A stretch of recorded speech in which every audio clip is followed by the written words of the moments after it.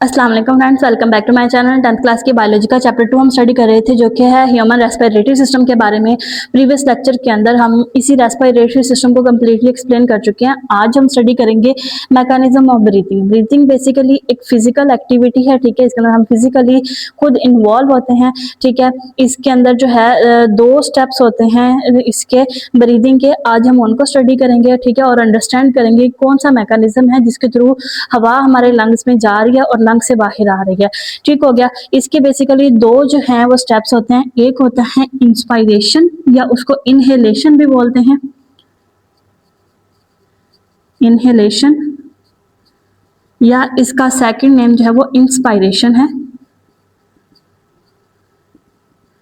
इसका मतलब ये होता है कि अंदर लेके जाना, इनहेल करना, ठीक है, हवा को अपने अंदर लेके जाना। बेसिकली होता क्या है कि हमने प्रीवियस में लेक्चर में भी देखा था कि ये जो हमारे लंग्स हैं दो, इनके ऊपर हमारी क्या मौजूद होती हैं, रिब्स मौजूद होती हैं इस फॉर्म में, ठीक है। इस फॉर्म में जो है हमारी रिब्स मौजूद होती हैं दोनों लंग्स के ऊपर।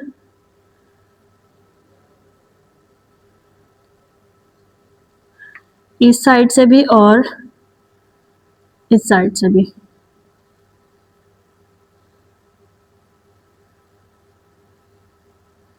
ठीक है। अब ये जो दो रिब्स हैं इनके ऊपर क्या होता है, ये एक दूसरे के साथ भी अटैच होती हैं यहाँ पे मसल्स के थ्रू, ठीक है।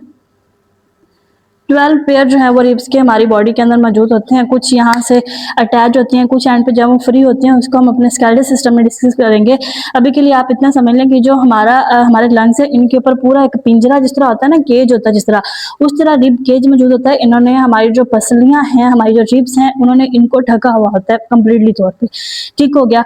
तो और ये जो है आपस में भी ये जुड़ी हुई होती हैं। इनके दरमियान क्या होते हैं, मसल्स होते हैं, इन जिसको बोला जाता है इंटरकोस्टल मसल, ठीक है। ये क्या है, ये इंटरकोस्टल मसल है।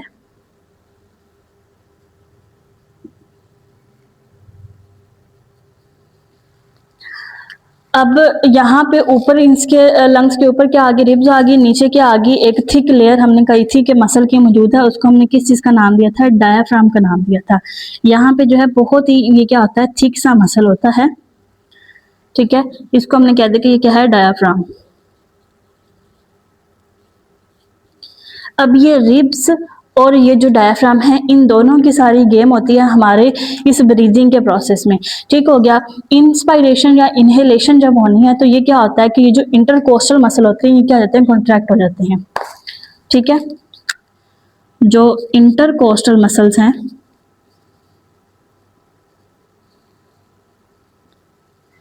वो क्या हो जाते हैं, कॉन्ट्रैक्ट हो जाते हैं। कॉन्ट्रैक्ट जब होंगे वो सिकुड़ेंगे तो रिब्स क्या होती हैं, ऊपर की तरफ मूव करती हैं। इसी तरह ये जो डायाफ्राम है हमारा, ये भी क्या हो जाता है, कॉन्ट्रैक्ट हो जाता है।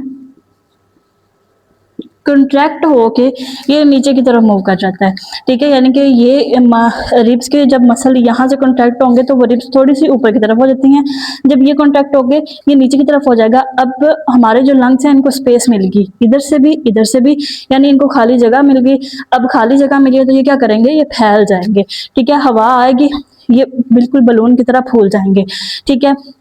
इस प्रोसेस को हम कहते हैं कि इनहेलेशन है। दोबारा अंडरस्टैंड कर लें कि ये जो इंटरकोस्टल मसल हैं जो दो रिब्स के दरमियान मौजूद हैं, ठीक है, इस तरह साइड रिब्स के दरमियान मौजूद होते हैं, पूरा पूरा का पूरा लंग्स को कवर किया होता है रिब्स ने। ये सारे मसल कॉन्ट्रैक्ट होते हैं। रिब्स की जो केज है वो क्या होता है, थोड़ा सा ऊपर की तरफ खींचा जाता है। इसी तरह जो डायफ्राम है ये भी कॉन्ट्रैक्ट होकर थोड़ा सा नीचे की तरफ मूव कर जाता है। फ्री स्पेस क्रिएट होती है जिसकी वजह से जो है वो हवा आती है, ठीक है। हवा आके उसको क्या कर देती है, वो लंग्स हमारे फूल जाते हैं। इसको कहते हैं कि ये है इनहेलेशन। दूसरा स्टेप इसका होता है एक्सहेलेशन,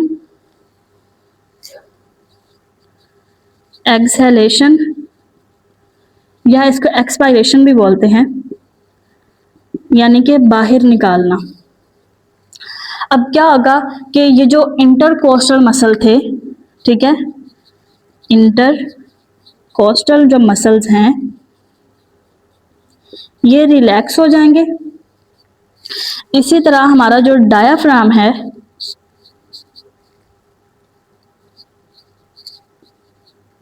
ये भी क्या होगा, रिलैक्स होगा।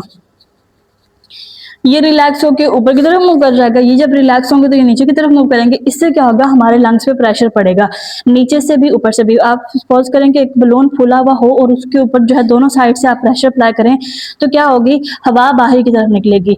अब ये जो है वो लंग्स पूरे फूले हुए होते हैं, तो यहाँ से हवा क्या होती है, बाहर की तरफ जाती है, और इसको हम क्या बोलते हैं कि एक्सपायरेशन हो रही है, यानी कि हवा जो है वो बाहर निकल जाएगी। एक दफा फिर अगर हम देख लें इसको, तो जब इंटरकोस्टल मसल कॉन्ट्रैक्ट करें और डायफ्राम भी कॉन्ट्रैक्ट करें तो प्रेशर जो है वो कम हो जाता है और हमारे लंग्स क्या होते हैं, फैल जाते हैं।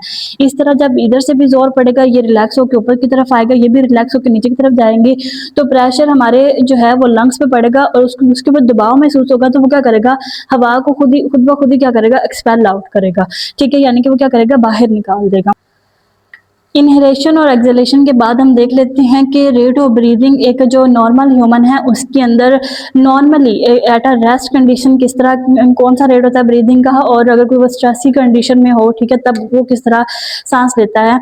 नॉर्मली जब आप बिल्कुल रेस्ट की कंडीशन में बैठे हुए हों, ठीक है, आप कोई फिजिकल एक्टिविटी इतनी ज़्यादा नहीं कर रहे हो, ठीक है, फॉर एग्जांपल आप खाना खा रहे हैं बैठ के, आप कोई फ़ोन देख रहे हैं, कोई बुक पढ़ रहे हैं, आराम से लेटे हुए हैं या बैठे हुए हैं, तो उस टाइम पे जो आपका जो ब्रीदिंग रेट है वो 16 to 20 टाइम्स होता है पर मिनट। ठीक है, यानी कि 1 मिनट में आप 16 से 20 दफ़ा सांस लेते हैं। ये जो सारा प्रोसेस है ये 16 से 20 दफ़ा आपकी बॉडी में जस्ट 1 मिनट के अंदर नेचुरली हो रहा है। ठीक है, लेकिन अगर आप क्या करें कि आप तेज़ी से चलना शुरू कर दें, ठीक है, उसके बाद आप भागना शुरू कर दें, आप कोई एक्सरसाइज करना शुरू कर दें, आप स्टेयर्स पे चढ़ जाएं, सीढ़ियों पे ऊपर चले जाएं, नीचे आ जाएं, तो इससे क्या होता है कि आपको सांस फूलता हुआ महसूस होता है। आप क्या करते हैं, बहुत तेज़ी तेज़ी से सांस लेते हैं। आप उतनी तेज़ी से इनहेल नहीं करते जितना आप जोर से एक्सहेल कर रहे होते हैं। ये क्यों होता है, हमने जो है वो रेस्पिरेशन का सारा मैकेनिज्म स्टडी किया। हमने कहा कि जो हवा आ रही है वो ऑक्सीजन लेके आ रही है, ऑक्सीजन हमारे ब्लड में जा रही है, और हमारे जो सेल हैं जब वो एक्टिव होते हैं, ठीक है, जब हमारे सेल कोई काम कर रहे होते हैं तो वो क्या बनाते हैं, कार्बन डाइऑक्साइड बनाते हैं। उस कार्बन डाइऑक्साइड को भेज देते हैं लंग्स के पास कि वो उसको बाहर निकालें। जब आप कोई भी फिजिकल एक्टिविटी करते हैं, ठीक है, ये थी आपकी रेस्ट कंडीशन। जब आप कोई फिजिकल एक्टिविटी करते हैं, फिजिकल एक्टिविटी के अंदर आप जो है एक्सरसाइज कर लेते हैं कोई, ठीक है, या आप कोई रनिंग कर रहे हैं, या आप कोई भी जो है वो गेम खेल रहे हैं, कोई भी एक्टिविटी आप कर रहे हैं, तो आपकी जो बॉडी के सेल हैं ये एक्टिवेट हो जाते हैं, वो ज़्यादा ज़ोर से जो है वो काम करना शुरू करते हैं। आपकी बॉडी एनर्जी को इस्तेमाल करना शुरू करती है कि जो आप खा पी के सोफे पे बैठ के पहले आप एनर्जी सेव की हुई थी, आपको इतनी एनर्जी की ज़रूरत नहीं थी, अब आपकी वो एनर्जी इस्तेमाल हो रही है। आपके सेल, आपकी बॉडी के सेल जागना शुरू हो गए हैं, वो होश में आ रहे हैं, ठीक है, वो तेज़ी तेज़ी से काम कर रहे हैं। जब वो तेज़ी से काम करते हैं तो जो कार्बन डाइऑक्साइड है वो ज़्यादा बनती है। अब ब्रेन क्या करता है कि हमारे ये जो एरिया है इसको सिग्नल भेजता है कि आपने बहुत जल्दी जल्दी सांस लेनी है। ये जो कंट्रैक्शन रिलैक्सेशन है ये भी तेज़ हो जाती है, ये भी कंट्रैक्शन रिलैक्सेशन तेज़ होती है, जस्ट इसलिए कि जो एक्सेस कार्बन डाइऑक्साइड बन रही है उसको बॉडी से निकाला जाए। क्योंकि जो कार्बन डाइऑक्साइड जब ज़्यादा बन जाती है ना तो वो बहुत मेजर प्रॉब्लम हमारी बॉडी में क्रिएट करती है। इसको हम नेक्स्ट किसी टॉपिक में डिस्कस करेंगे, ठीक है।